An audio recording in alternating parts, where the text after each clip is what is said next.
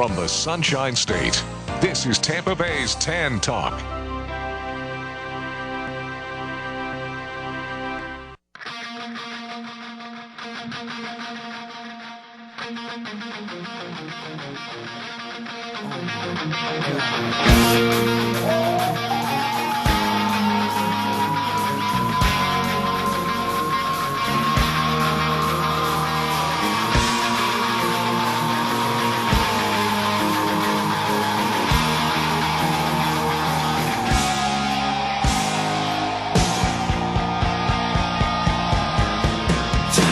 Welcome to Outbreak News This Week with your host, microbiologist and co-founder of theglobaldispatch.com, Robert Harriman. Well, good afternoon, Tampa Bay, and those listening online across the globe.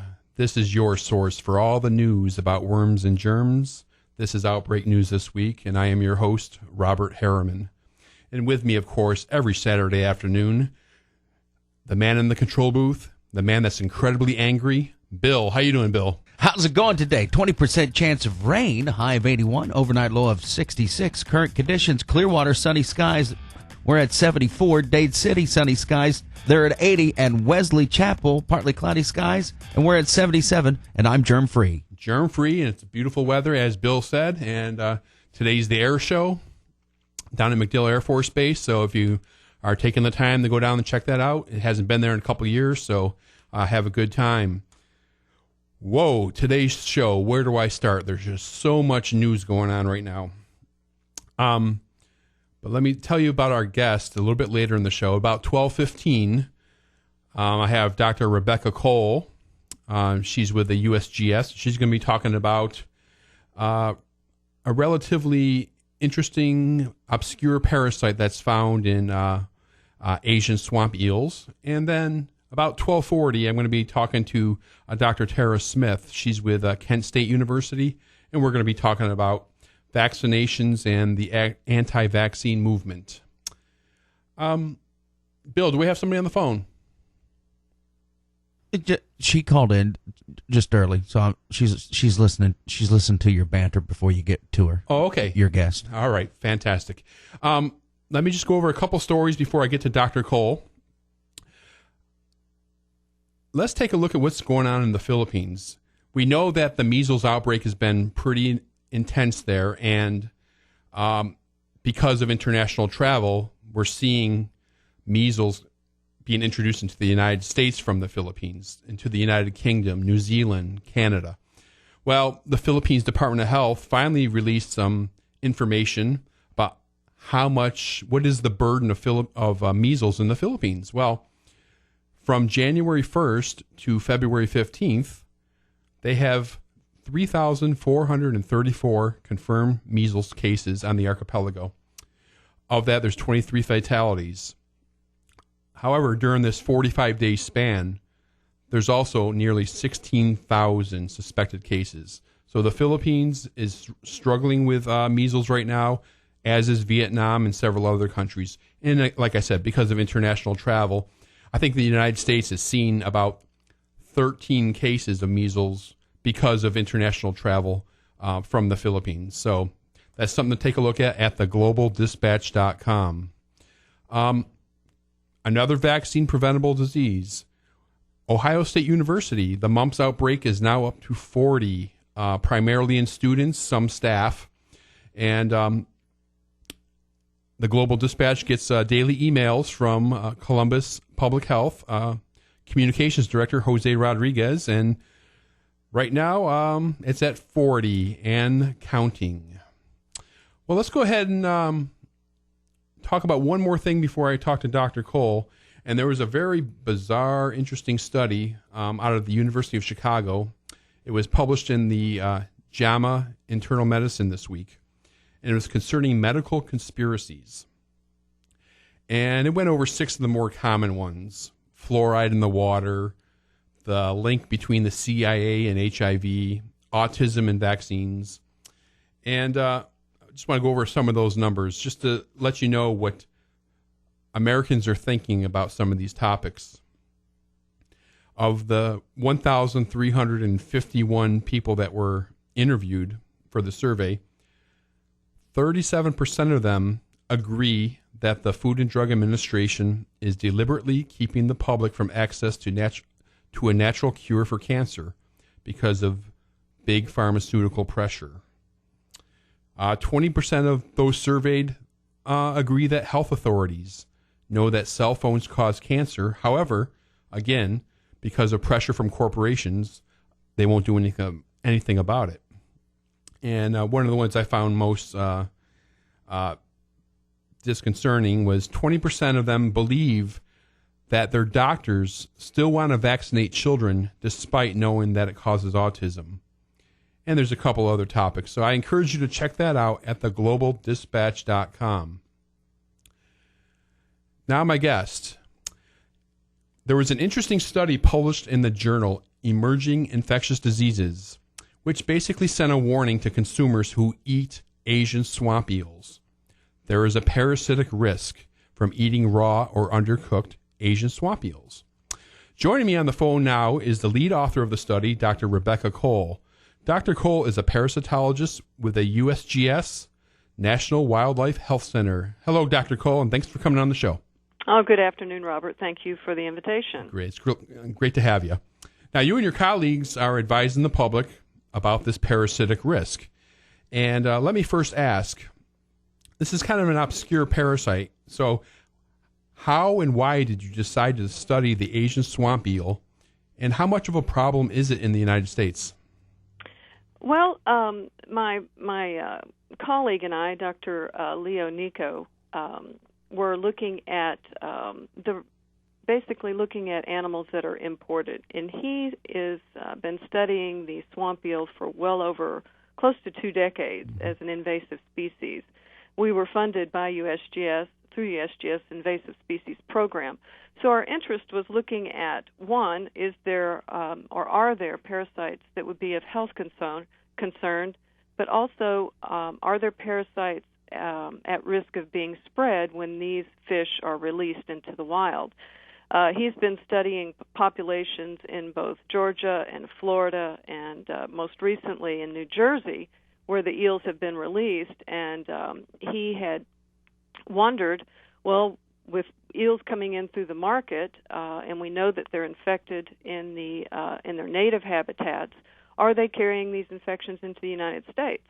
And an easy place to look, of course, is in the ethnic markets where the animals are brought in live, and they are sold either live or freshly butchered, and people consume them. So we were concerned that not only for human health, but also is there potential for some of these parasites to be released into native fish and wildlife. Okay, and are you seeing that, the transfer of the parasite from the eel to other creatures? We are now looking at the parasites that are not gnathostomes, and we are finding some that could be of concern, but that study is not complete yet. Okay. The one that you cited, the Emerging Infectious Disease article, looks specifically only at gnathostomes, which are a potential zoonotic parasitic worm. Right. And how many human cases of gnathostoma do we see in the U.S. annually? It's very low. Yeah. There are a few cases reported every couple of years. I actually had a gentleman call me from Washington that said that he had recently been diagnosed with it after eating, they think maybe ceviche, which is when you take fish and you marinate it in lime or lemon juice.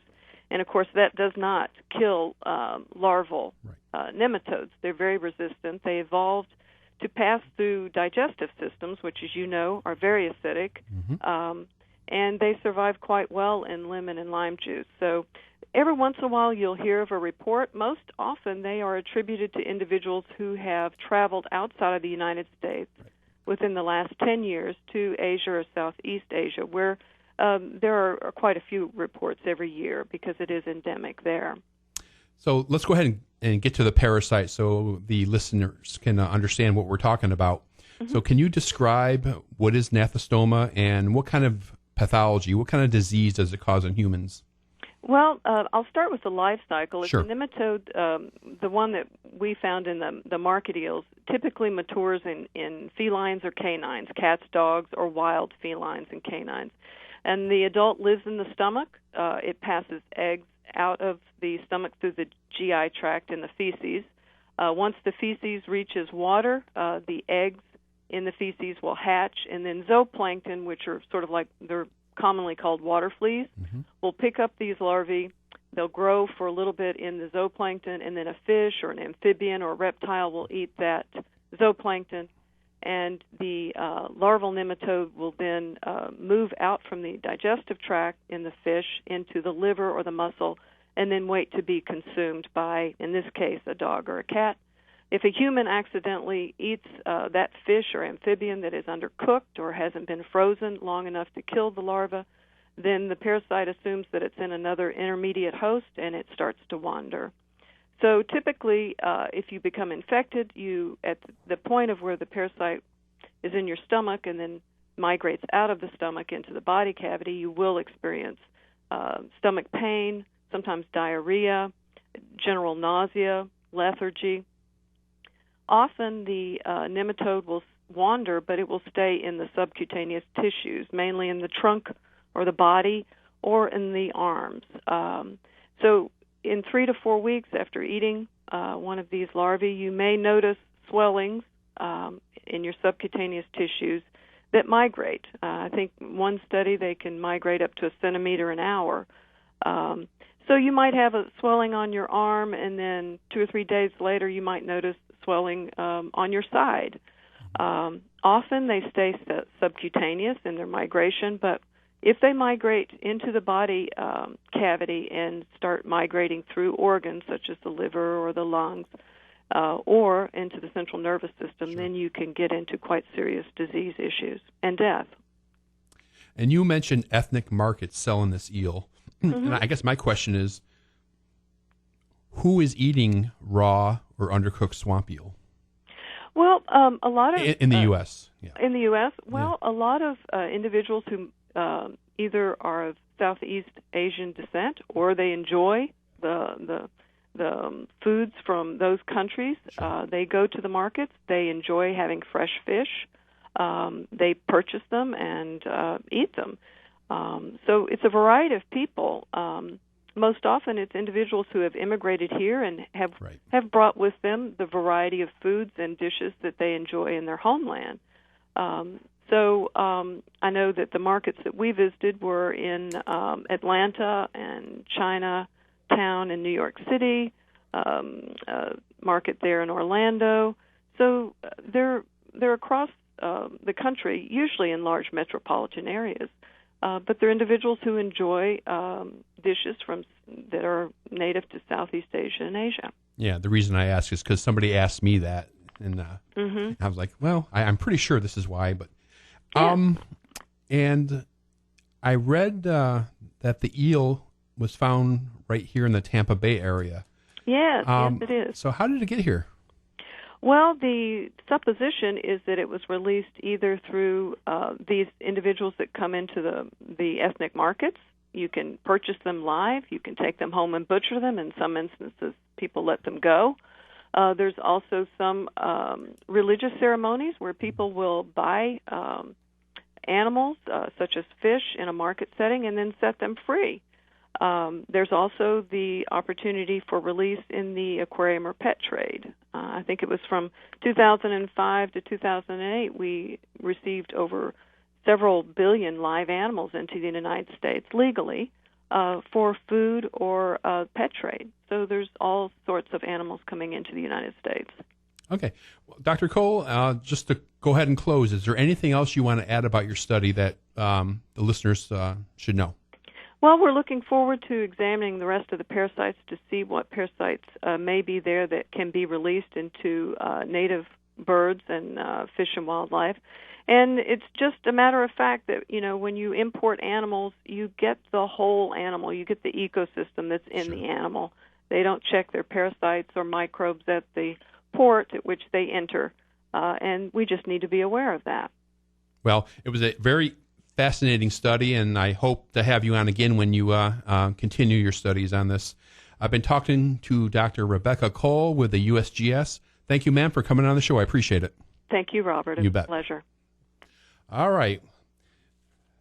If you want to check out more about that study, we have a link to it on theglobaldispatch.com. It's very interesting.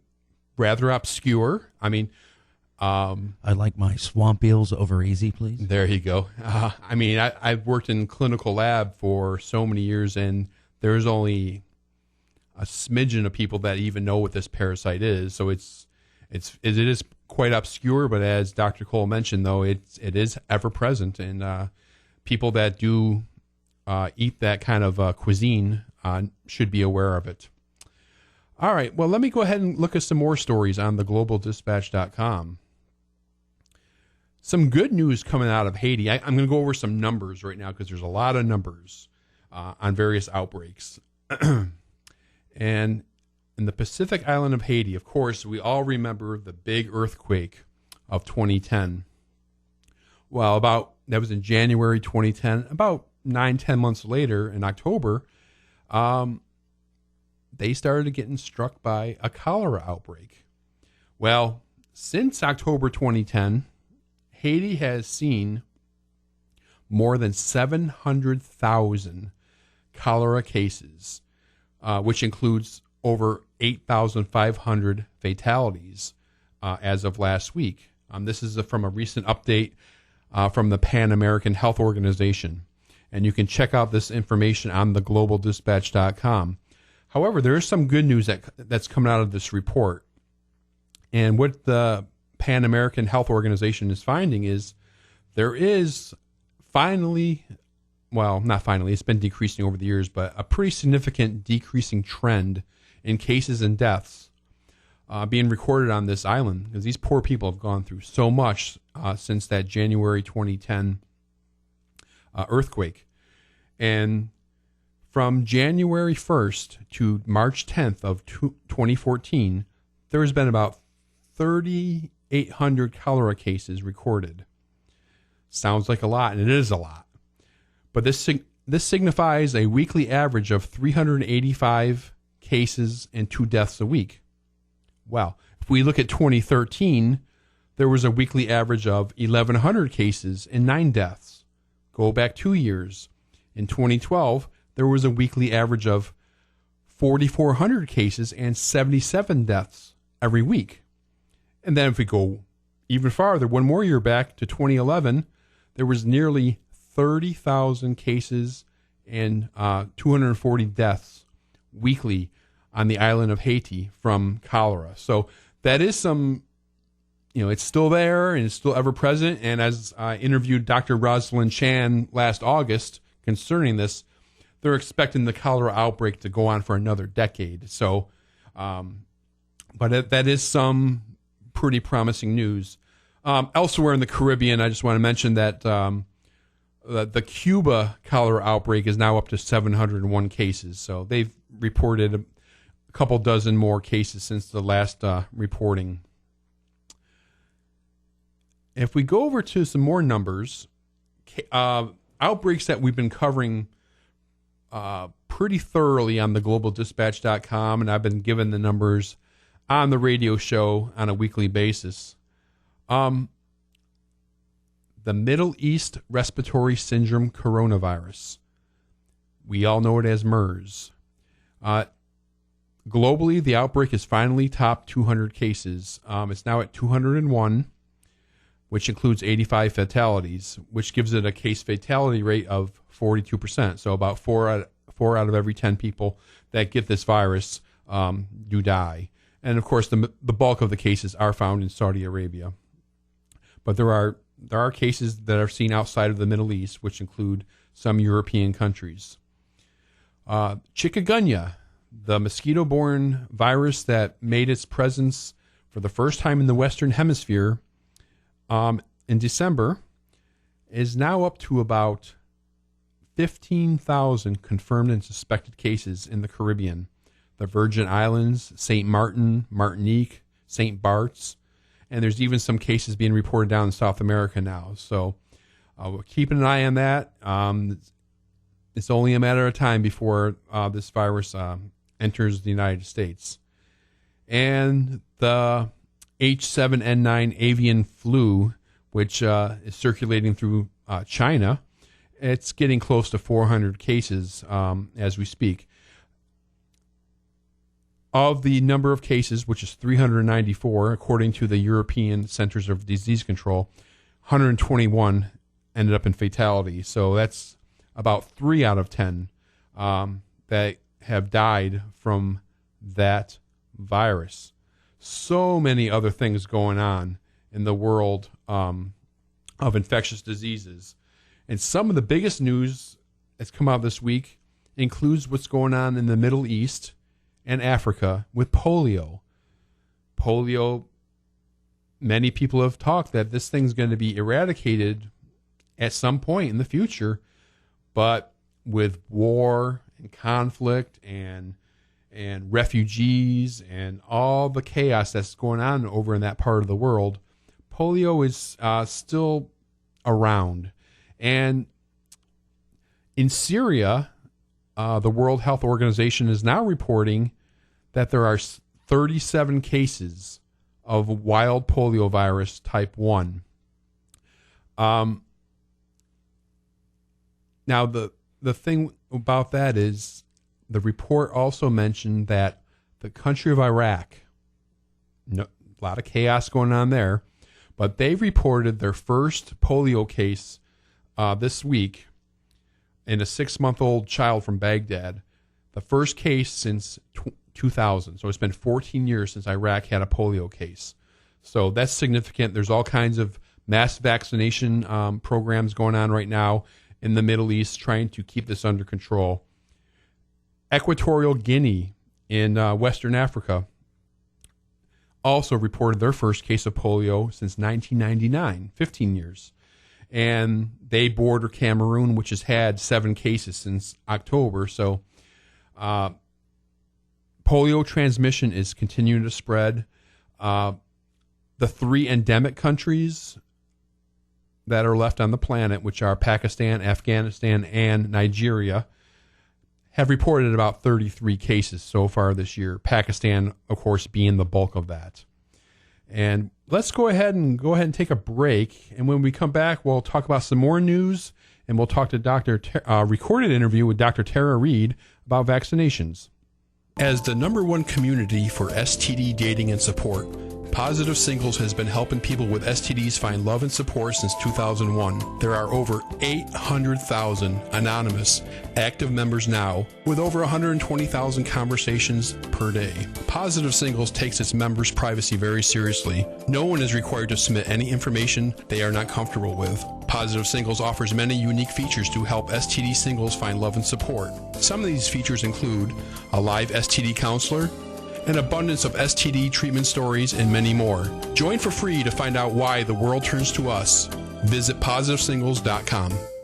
Giant microbes are stuffed animals that look like tiny, microscopic organisms, over 1 million times actual size. They're humorous, educational, and fun, and they're available for purchase at the company's website, GiantMicrobes.com. Each of the giant microbes is scientifically based on a real microscopic image, which is included with every purchase. Popular favorites include the common cold, brain cell, E. coli, and bedbug. Visit GiantMicrobes.com, and you'll find over 100 giant microbes depicting everything from the cells of the body to the philanthropic microbes that make bread and yogurt, to the amoebas and paramecium familiar to high school students, to a broad range of medical pathogens. Giant microbes are very collectible, and they make amusing gifts. They're educational. They're a unique expression of sympathy. They are just a lot of fun. Visit Giant Microbes at GiantMicrobes.com, GiantMicrobes, and discover their wonderful world of microbes. The following is an important health update from Passport Health of Tampa Bay. Did you know that influenza is the 6th leading cause of death in the United States, killing approximately 36,000 people annually? Most Americans do not receive a flu shot each year. This includes less than half of all healthcare workers. The Centers for Disease Control and Prevention recommends that school-aged children be vaccinated yearly. Getting the flu means missed time at work, with production losses estimated in the millions of dollars annually. Passport Health of Tampa Bay offers corporate on-site flu clinics, along with individual vaccinations. Contact Passport Health of Tampa Bay today to schedule your on-site flu clinic. Keep your employees healthy and productive. Call 813-969-3757. That's 813-969-3757. Or visit them online at www.passporthealthtampa.com. Hi, this is Robert with Outbreak News This Week. When your words mean business, you want to get it right. If your organization produces manuals, reports, grant applications, or newsletters, or if you're a student or academic preparing a thesis or manuscript, consider the professional editorial services of Excel Editing. Visit excelediting.com to see their full line of services and affordable rates. That's XCELL editing.com.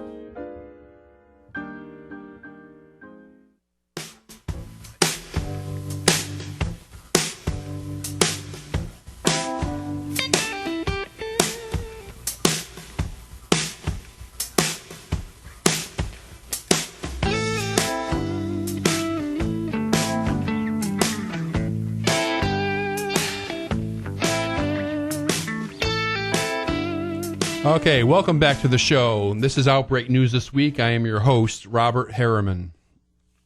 Going back to some of the news, this radio show is what I call a radio arm of the GlobalDispatch.com. GlobalDispatch.com is a Google News site, and in addition to all this infectious disease news that I'm laying on you right now, we also cover politics, world news, pop culture, weird news, anything you might be interested, we're probably discussing it somewhere on the GlobalDispatch.com. Well, most of you out there that have children have probably heard of scarlet fever. I'm going back to numbers now. And in England, they are seeing a pretty dramatic uptick in scarlet fever cases in the past several months. Public Health England reports that they've seen over 3,500 new scarlet fever cases since September of last year. Now, this, they say, compares to about 1,400 cases reported every other year for the past 10 years. So it's a good 2.5 times the numbers. And the head of the streptococcal infection surveillance at the Public Health England says, the first symptoms of scarlet fever often include a sore throat, headache, fever, nausea, and vomiting. Between 12 to 48 hours after this, a characteristic rash develops. Of course, this is more common in children than adults, and it usually clears up pretty quickly. It is treated with antibiotics to reduce the risk of complications. So check out that story at GlobalDispatch.com. Before I go to my next interview, some news from the World Health Organization. We've heard a lot of bad news concerning measles in recent weeks and months. However, just a couple days ago, the World Health Organization, their Western Pacific region, announced that 4 countries were declared measles-free. And this is the first time this has happened in this region of the world. And those countries are Australia, Macau in China, Mongolia, and South Korea. So thanks to very good vaccination efforts and the like, these big campaigns that have gone on there. As a matter of fact, I do have some numbers. It says since 2009, more than 230 million children have been immunized against measles in the Western Pacific region. So congratulations to those 4 countries. Speaking of vaccinations, I recently saw a blog post on a blog called Etiology, and I'll spell that for you so you can check out the website for yourself. It's AETIOLOGY. And the scientist that runs that blog, her name is Tara Smith, PhD. And she's a professor at Kent State University, and she asked the question, or she answered the question, why do I vaccinate my children? Very timely, I think, considering what we've seen from some celebrities of recent. got the reality star. I can't even remember her name now. There's Jenny McCarthy, and they've all come out. They've been against vaccines, and that's fine. But when they say stuff like that, and they don't really have a lot of factual information to back up what they're saying, a lot of people may follow this stuff. Very controversial stuff. So let's go ahead and run. So you don't believe in thimerosal being bad for your body? Yes, it is bad for your body, but I don't believe it causes autism. There's no studies that prove that. Zero. Yeah, you can look up and down. You won't be able to find it. Thimerosal is bad for your body. Well, and it is a mercury compound. However, there's no evidence that it is causing any harm through a vaccine. If you could find the study, Bill, I'd love for you to show me it. Well, I'm germ-free of thimerosal. All right. Well, my mother had all her children vaccinated. My children were vaccinated, and there were no problems. Okay, let's go ahead and take a listen to Dr. Tara Smith. Should you have your child vaccinated?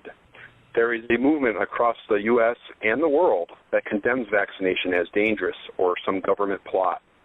However, history clearly shows that vaccination has saved more lives, and it's the crown jewel of public health.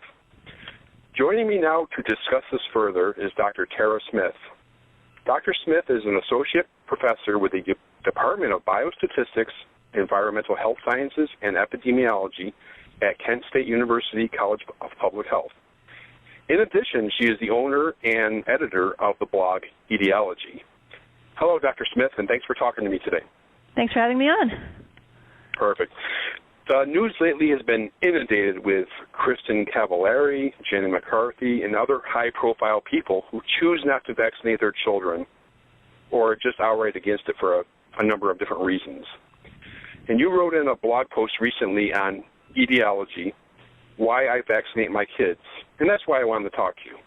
Mm-hmm. So, Tara, why did you vaccinate your kids?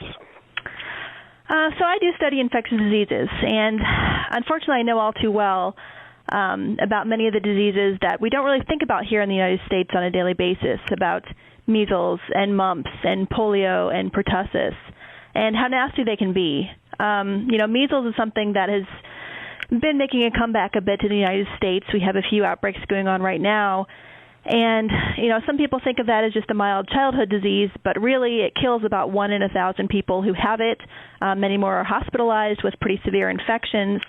And even those that survive, there's a very rare sequelae, something that happens after you get better, called subacute sclerosing panencephalitis, where basically people can, succumb to measles 5-10 years after they're initially have the acute infection.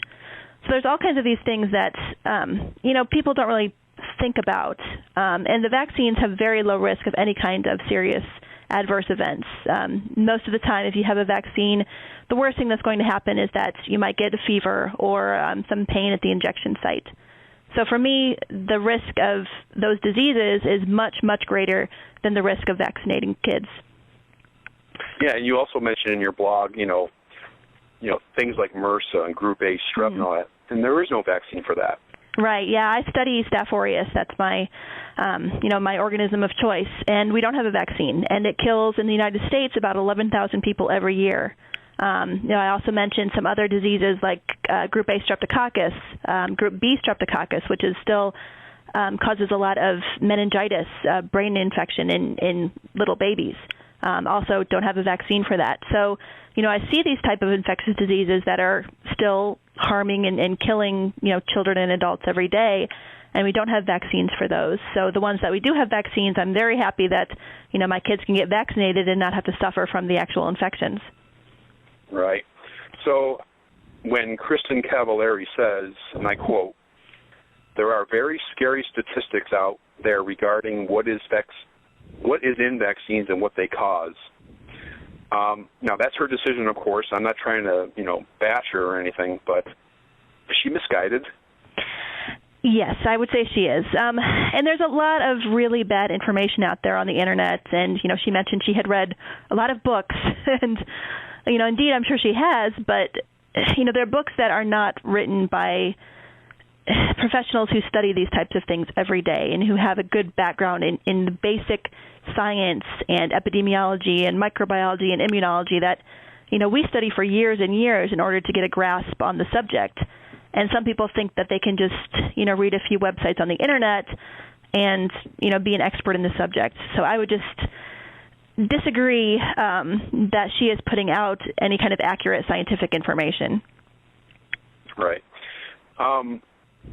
Now, I looked up and down for this, and I'm going to ask you, what evidence is available that links the measles, mumps, and rubella vaccine to autism? And the reason I ask is because there's a new survey that came out from the University of Chicago talking about medical conspiracies. I don't know if you saw that or not. Yep, I did. Have. Yeah, and 20% of those surveyed believe that doctors still want to vaccinate children despite knowing the vaccines cause autism. So is there any real hard evidence, peer-reviewed journals, articles, anything concerning this? Yeah, no, there's not. And, quite the contrary, there's actually now about 20 studies that have specifically confirmed that, no, there is no association between vaccines and autism. But it really goes back to a 1998 study by a doctor named Andrew Wakefield out of Great Britain who, put out this small case series in the journal The Lancet that suggested that the MMR, the measles, mumps, rubella vaccine, was associated with children developing autism. And that's been completely refuted. Actually, that study was withdrawn. It was found that Wakefield had a lot of undisclosed conflicts of interests and had actually fabricated some of the data. The Lancet actually withdrew the article. They retracted it. So, it in the scientific community, that idea is completely, bogus. It's been refuted. It's been examined and found to be lacking. But there's still a lot of that, these ideas that are spread on websites that suggest there is a link, and, a lot of anecdotal stories from parents that say that, their kid got the MMR and then was diagnosed with autism. So those are really the things that are kind of spreading that rumor right now. Yeah, I mean, in my opinion, it's pretty sad. There's even a children's book out concerning this. I don't know if you've seen that. I don't have the title off the top of my head, but it's... Oh, I don't think that I've seen that. Yeah, I'll have to forward it to you sometime. You talked about the measles resurgence, and there was actually an article the other day saying that, the number of cases in California has been significant, let's say, since the beginning of the year. And they're saying that, a good portion of that are linked to people that were deliberately not vaccinated. And also a couple of years ago, I was, covering on the website the whooping cough outbreak of 2012, which was the highest in 50 years. So I guess I would like to close with this question. What would it take, Tara, to get people to take this more seriously, a more severe vaccine-preventable disease like diphtheria to break out in the United States before people, took it more seriously? I mean, what are your thoughts on that? Yeah, I hope not. And, I really don't know. Because even some of the, the websites that I read from people that, very vocally don't vaccinate, some of them, they mention their kids have gotten, vaccine-preventable diseases. They've gone through pertussis or something, and it still doesn't change their mind about vaccinating. For some of them, though, it doesn't change their mind because their kid did get better. Right. There have been cases certainly where, parents that were against vaccinating did lose a child from a vaccine-preventable disease, and that did change their mind. So, I mean, I really hope that doesn't have to happen. I can't even imagine the pain from, anyone has from losing their child. But I think that is going to happen. We are going to see a resurgence of some of these, vaccine-preventable diseases. We already are, and we're only going to be seeing more of it, unfortunately. Right. Well, I've been talking to Dr. Tara Smith with Kent State University College of Public Health, and she is the owner of the blog Etiology. I encourage you to check that out. Just type in etiology in Google, and you'll see some very good articles on her part. Thank you, Tara, for your time. I appreciate it very much. Thank you. All right. And again, I want to thank Dr. Tara Smith, and I encourage you to check out her blog, Etiology. Well, I was before the interview. I was going back and forth with Bill concerning thimerosal in vaccines, and now I got some more facts behind me. There's a link at the FDA for biologics, blood, and vaccines concerning the safety of vaccines. And if you go through the diphtheria, tetanus pertussis, pneumococcal vaccine, polio, chickenpox, the mumps, measles, and rubella, hepatitis A, hepatitis B, none of those have thimerosal, and most of them never had it to begin with. They're all thimerosal free. And there are a few, very few, with very, very tiny, tiny doses, and they're mostly flu shots. So you can check that out at the FDA's website. Go to the vaccines, blood, and biologics section and look for thimerosal in vaccines. Okay. What else is going on around the world? Let's go over a couple more stories before we go to our next break. The West African country of Guinea. They're experiencing what everybody's calling is a mystery disease. And it's unidentified, and it's affected some 36 people so far, killing 23 of them since February. And the infection is acting like hemorrhagic fever. You have the symptoms of diarrhea, vomiting, fever. But they're also saying that a lot of the cases are showing relatively heavy bleeding. And to date, they still don't know what's the cause, but they are trying to rule out some of the common suspects. Lassa fever, Ebola hemorrhagic fever, which is Ebola hemorrhagic fever has never been found in the country of Guinea before, so that would be a first. So samples have been sent out to France, and we'll see what happens. See if they can identify what's going on there. That's killed about 60% of the people that is infected.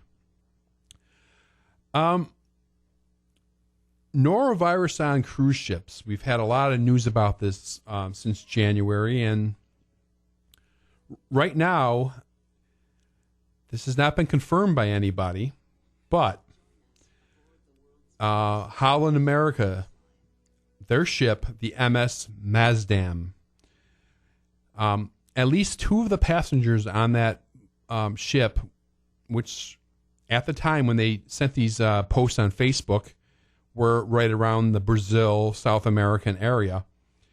And they posted comments on the Facebook page Cruise Law News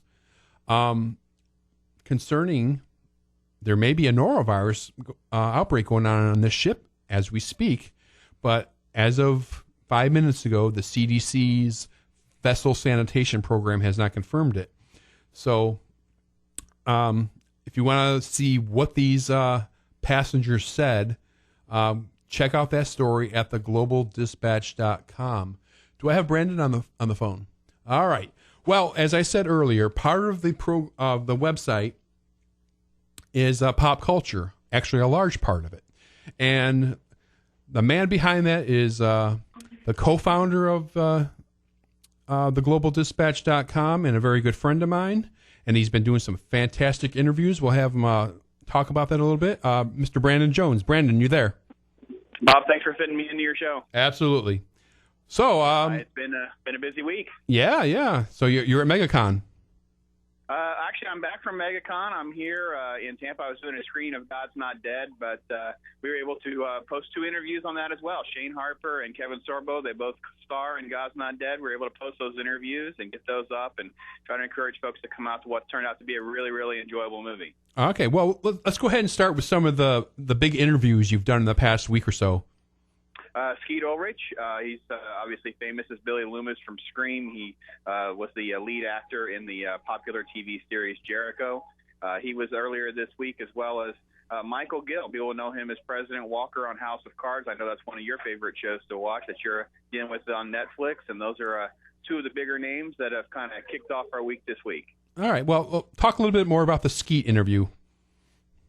Well, Skeet has a brand new movie out. It's called 50 to 1. He previewed that. He talks about another movie that he has in development called Lost in Austin. And then, of course, he does reflect on his work and other projects, including Scream and Jericho. All right. And what else you got going on? A couple weeks ago, you talked to Jesse Ventura. Yeah, Jesse has a show as well. It's on Aura TV. It is called Off the Grid. We had a great conversation with Jesse. We talked about, all sorts of stuff. Some of the ideology that he talks about on his show, some of the topics on his show. We talked a lot about his conspiracy theory show, and you can check all this out there. There's an interview banner there on every page. You can click those. It'll take you to kind of like a little hub page there where it lists out some of the different interviews that we've been able to do. And you need to check back regularly. I have Ed Asner lined up, the famous actor from Lou Grant to The Voice and Up. Ed Asner is this upcoming week, and as well as I have another director. His name is Jeffrey Hornaday. He's a famous choreographer in Hollywood. He's doing some directing on his own now, and we'll get a chance to talk to him this week. All right, and then let's go ahead and close with this. Did you see God's Not Dead yet? I'm literally walking out of God's Not Dead in order to make our interview, and I have to tell you that it is it should be a must for every Christian to go see the film, because I think it really leaves you on a high note, encourages you to stand in your faith. Millions of people saw Son of God, and that was really previewed in the TV miniseries, The Bible. But God's Not Dead, I think, goes a step further, and it really starts to challenge people about how they deal with atheists and science. It starts to deal with their own questions of doubt. Why is there evil in the world if there's a God? And the movie is just really, really a great, great film. Yeah, and just yesterday you did post an interview with Shane Harper. What did you take out of that? Shane is surprisingly a wonderful young man. He was very mature. It was a really great interview. We were able to talk about that. Some folks might recognize him from a very popular sitcom called Good Luck Charlie. And this morning I did post the interview that we did with Kevin Sorbo. Kevin actually called me while I was at MegaCon, a place where I actually met Kevin several years ago, and we talked about that. Of course, Kevin Sorbo is famous for playing Hercules. Well, great stuff. Well, I encourage everybody to check out Brandon's interviews with all these fantastic celebrities at theglobaldispatch.com. Thanks, Brandon, for calling in. Thanks for fitting us in, folks. See God's Not Dead if you can. All right. Thanks a lot. Okay. So let's moving on with the show. There's some more news out of Great Britain as far as infectious diseases, and we're all familiar with the various meningitis outbreaks of the past, X amount of months. The cases in Princeton University, there was 8 confirmed cases there, 4 cases at UC Santa Barbara, and most recently, sadly, the fatality at Drexel University in Philadelphia. And all of these cases of meningitis were caused by Neisseria meningitidis serogroup B. Well, part of the problem with that is, when you put your child into college, if they're going to live in the dorm, they're going to have to be vaccinated against meningococcal meningitis. I mean, dormitories, military barracks, those are just, great atmospheres for this pathogen. The problem in the United States is the meningococcal meningitis vaccines that are available. I believe there's 2 of them. Neither of them cover the B serogroup. So, as most of you probably already know, just from the media or whatever, is that there's a vaccine called Bexsero. Now, Bexsero is made by Novartis, and it's approved in parts of Europe, Australia, and it does protect against Neisseria meningitidis serogroup B. Well, they vaccinated 90-something% of the school at Princeton. They're currently they did the first vaccine of the 2-shot series at UC Santa Barbara. Now, the Public Health England is saying that the Joint Committee on Vaccination and Immunization in Great Britain is now recommending that Bexsero be part of routine childhood immunization schedule. That's pretty big news. So they're saying that the Bexsero should be given to babies at 2, 4, and 12 months. And this is a quote from Professor Andrew Pollard with University of Oxford. And he writes, meningitis B disproportionately affects babies and young children and can be devastating. After very careful consideration, the JCVI concludes that the use of the new vaccine could reduce cases of meningococcal meningitis and septicemia and lead to a reduction in deaths, limb amputations, and brain injury caused by the disease. So they're publishing the recommendations for that.